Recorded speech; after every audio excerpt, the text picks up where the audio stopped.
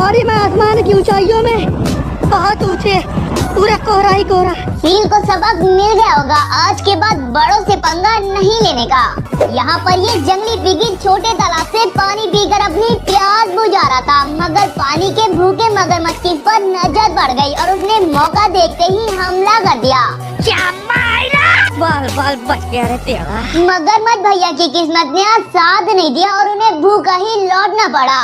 और यहाँ पर भी कुछ ऐसा ही देखने को मिला। एक चीता अपनी तेज रफ्तार के साथ जंगली पिगी के बच्चे का पीछा कर रहा था और आगे जाकर उसने पकड़ भी लिया। मगर जैसे ही वो लेकर जा रहा था तभी एंट्री हुई मम्मी की, जो इतने गुस्से में थी कि पूछो मत।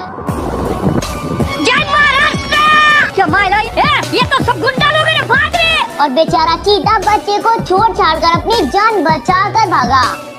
आपको पता है, मगरमच्छों की एक बहुत बुरी आदत है, वो अपने ही बच्चों को खा लेते हैं। जैसे यहाँ पर ये मगरमच्छ मुर्गा लेकर पतली गली से निकल रहा था।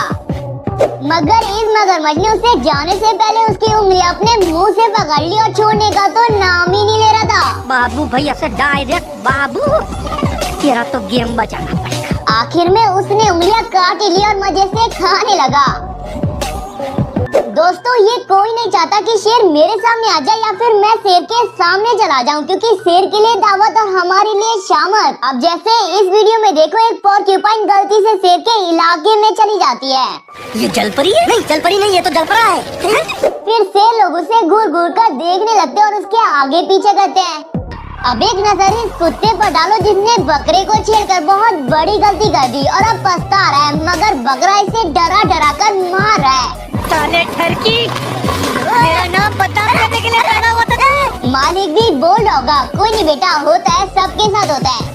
दोस्तों, कुत्तों के अंदर पैदाइशी चुल होती है पंगा लेने की, मगर कभी कभी उन्हें पंगा लेना बहुत भारी पड़ता है। जैसे ये कुत्ता सांड के पूंछ से खेल रहा था और बार बार उसे परेशान कर रहा था। मगर थोड़ी देर बाद उसके सब्र का बांध टूटा और उसने खींचकर एक लात मारी।